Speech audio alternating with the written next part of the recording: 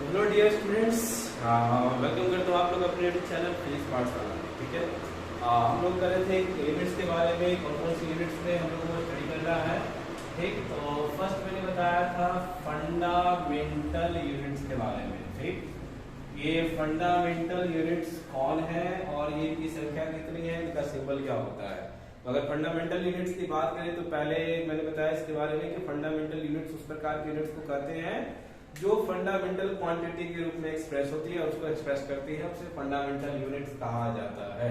ठीक है, जिनके यूनिट्स का कैलकुलेशन के लिए वो किसी दूसरे टर्म्स पर डिपेंड नहीं करती है या उससे कोई मतलब नहीं रखती है, तो उस प्रकार की यूनिट्स को हम लोग फंडामेंटल यूनिट कहते हैं। ठीक है, फंडामेंटल यूनिट की संख्या 7 है। पहला कौन है, देख लो, जैसे कि फर्स्ट में हमारा जो फंडामेंटल क्वांटिटी है वो लिख लेना है फंडामेंटल क्वांटिटी। ओके, और उसके बाद हमें लिख लेना है इसका यूनिट्स लिख लेना। अगर यूनिट्स की बात होगी तो अभी एसआई सिस्टम में ही होगी।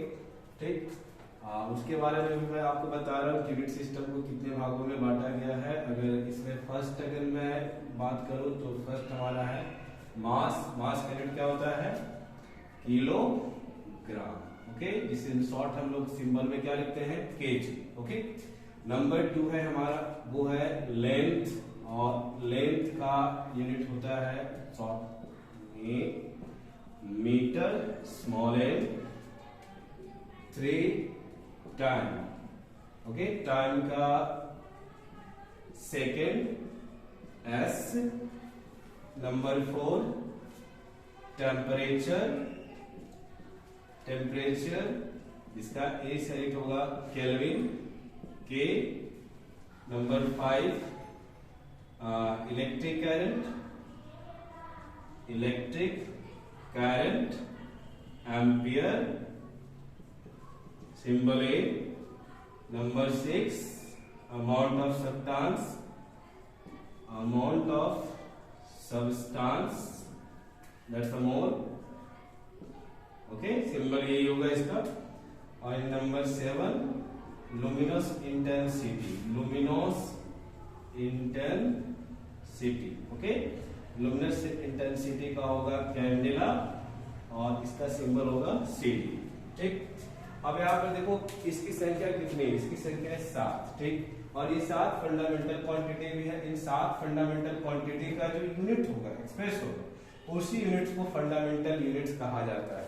ठीक, तो इन यूनिट्स को एक्सप्लेन करने के लिए या एक्सप्रेस करने के लिए किसी अदर यूनिट्स की जरूरत नहीं है, खुद ब खुद एक्सप्लेन हो सकती है और एक्सप्रेस हो सकती है फंडामेंटल क्वांटिटी के रूप में। इसी कारण से इसको फंडामेंटल यूनिट्स भी कहा जाता है। ठीक, अब इसके बाद हम बात करते हैं कि डेराइव्ड यूनिट्स क्या होते हैं, और डेराइव्ड यूनिट्स में इस यूनिट किस तरह से एक्सप्रेस किए जाते हैं किसी प्रकार की क्वांटिटी में। ठीक, तो सबसे पहले हम लोग देख लेते हैं कि फंडामेंटल यूनिट्स के बाद यूनिट सिस्टम कितने टाइप्स की होती है और कौन सा हमें स्टडी करना है।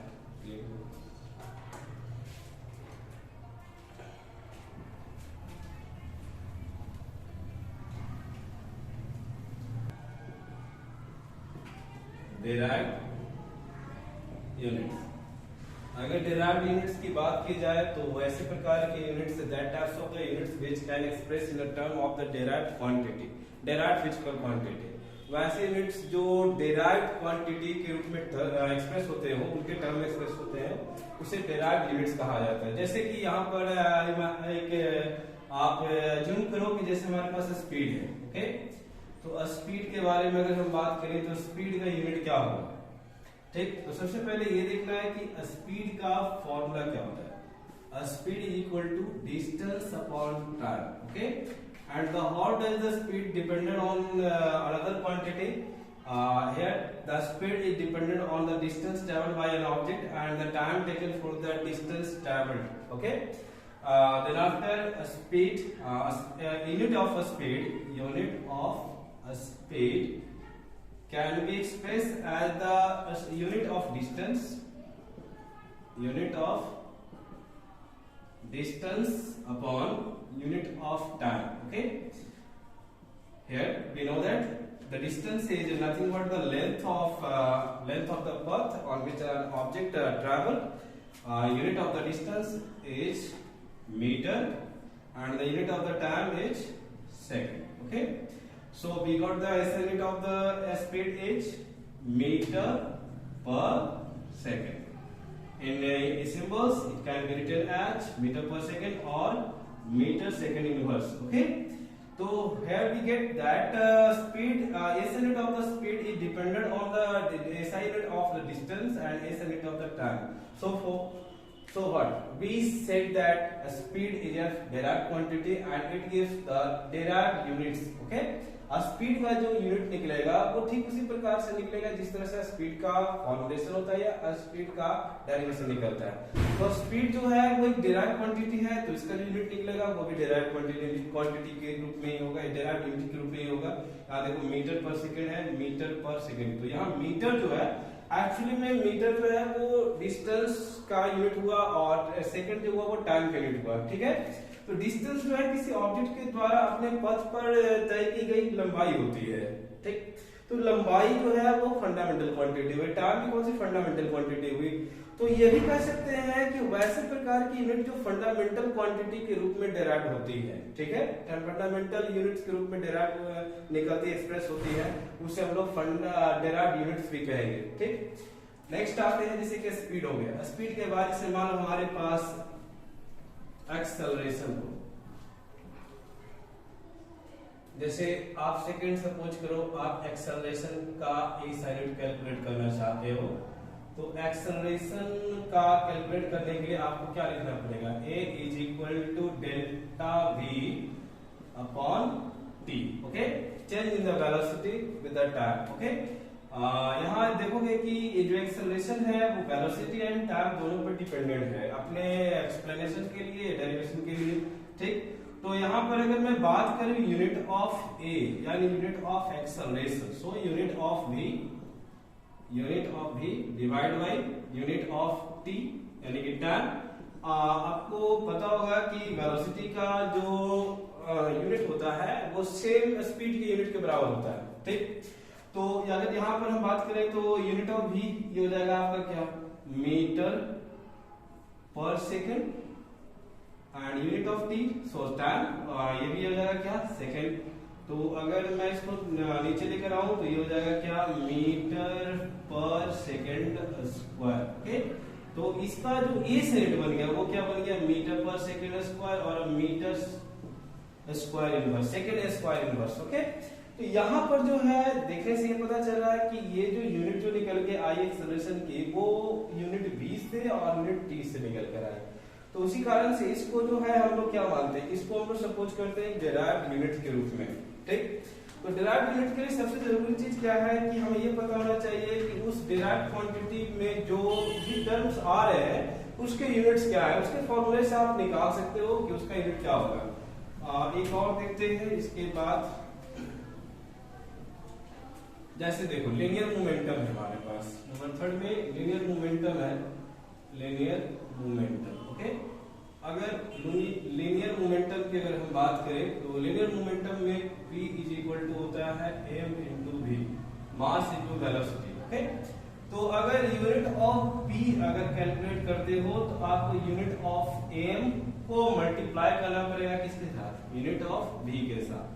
अगर यूनिट ऑफ m की बात करें तो मास का यूनिट हो गया क्या, किलोग्राम, और वेलोसिटी का यूनिट क्या हो गया, मीटर पर सेकेंड। ओके, अब यहाँ पर जब सबको मिलाओगे तो आपको क्या मिलेगा, मिलेगा आपको किलोग्राम इंटू मीटर पर सेकेंड, मीटर पर सेकेंड। अब इसको सिंबल देखो बड़े रूप में लिखना है, इसको सिंबल्स के रूप में एक्सप्रेस करना है। तो किलोग्राम को आप क्या लिखोगे केजी, मीटर को क्या लिखोगे एम, और सेकंड को क्या लिखोगे एस। ठीक, इसको आप ऑब्लिक को अगर हटाना चाहते हो तो और करके आप यहाँ पर क्या लिख सकते हो, किलोग्राम मीटर सेकंड इनवर्स। तो ये क्या हुआ, यूनिट हुआ, किसका हुआ, पी का हुआ। अब देखो पी का जो यूनिट है वो एक्सप्रेस हो रहा है किससे, एक्सप्रेस हो रहा है मास एंड वेलोसिटी से। तो पी को उसी कारण से डिराइव्ड क्वांटिटी भी कहा जाता है, और डिराइव्ड क्वांटिटी की जो यूनिट्स होती है उसे डिराइव्ड यूनिट कहा जाता है। ठीक, एक और देख लो,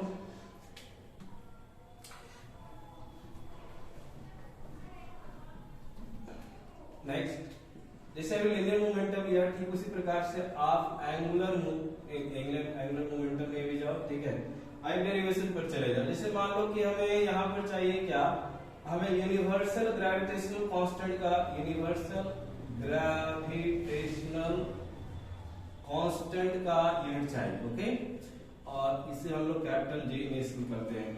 तो आप लोग को पता होगा कि bye universal law of gravitation, ठीक है, bye universal law of gravitation. Okay, हमें ये बताया जाता है कि किसी दो ऑब्जेक्ट्स के बीच में लगने वाला जो फोर्स होता है, ग्रेविटेशनल फोर्स, वो F is equal to G into M L into Y R square के रूप में होता है, जो न्यूटन के द्वारा दिया गया था। जी, तो अगर आप इससे G को अगर कैलकुलेट करते हो तो G इज इक्वल टू आएगा F R square upon M one into M two. Okay, अब यहाँ पर अगर यूनिट की बात की जाए तो unit of G is equal to क्या, यूनिट ऑफ F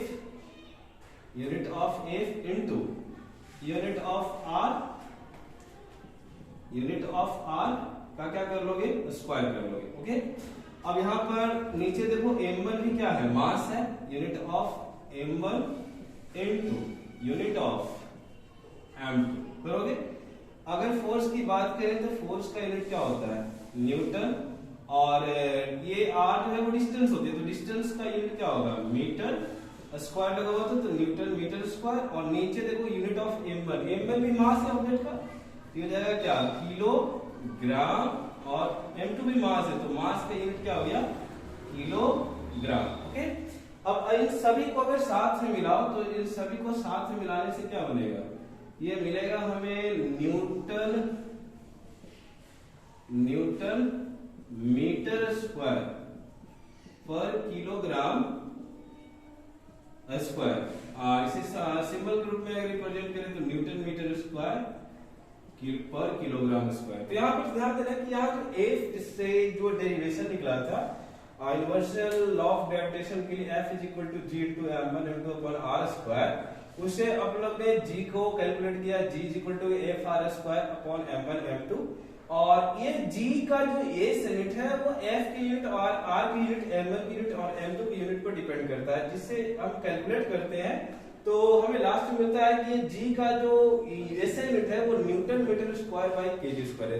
तो वो जो डेराइव्ड यूनिट में कोई खास ऐसा मतलब कि टर्म नहीं है कि जिसमें आपको तो सोचने की जरूरत है, सिर्फ आपको ये पता होना चाहिए कि जिस डेराइव्ड यूनिट को हम लोग कैलकुलेट कर रहे हैं, जिस डेराइव्ड फिजिकल क्वांटिटी से वो निकलेगा उसका फॉर्मूला क्या है, फॉर्मूला के बारे में जान लो। अधिकांश जो है वो जैसे फॉर्मूला को पता नहीं हो तो कई ऐसे प्रकार के फिजिकल क्वांटिटी है जिसके यूनिट्स जो है किसी साइंटिस्ट के नाम पर दिए गए हैं। तो हम लोग जब भी किसी प्रकार की यूनिट्स को अगर कैलकुलेट करें तो हमारे पास दो टर्म आने वाली है। एक टर्म जो है वो साइंटिस्ट के नाम पर होगी, जैसे कि ग्रेविटेशन से रिलेटेड जब फोर्स के कॉन्सेप्ट को लाया गया सबके सामने और फोर्स का एक्सप्लेनेशन हुआ, तो फोर्स की जब मैग्नीट्यूड जब कैलकुलेट करने जाने लगे तो उसमें यूनिट्स क्या यूज होंगे, तो वहां पर दो यूनिट्स कैलकुलेट किए गए है ना, एक यूनिट्स जो फंडामेंटल यूनिट्स को मिलाकर बनी और एक जो डेराइव्ड नहीं मतलब कि किसी साइंटिस्ट के नाम पर, जैसे फोर्स का कॉन्सेप्ट आया न्यूटन के द्वारा, तो फोर्स का यूनिट जाकर जो है न्यूटन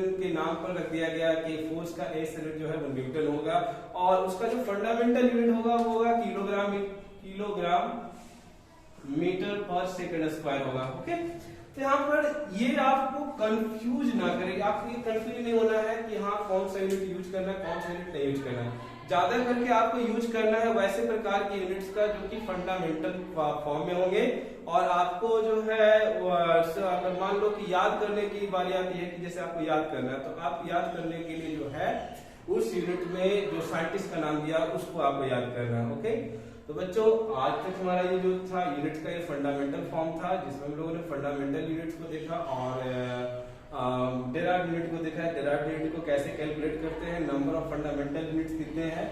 मिलते हैं बच्चों अपने नेक्स्ट वीडियो में, जिसमें हम आपको बताएंगे कि यूनिट सिस्टम क्या है और जितने भी फंडामेंटल यूनिट्स है उसमें उसके एक यूनिट का मेजरमेंट कितना रूप में होता है, उसका डेफिनेशन क्या होता है। तब तक के लिए बच्चों जय हिंद।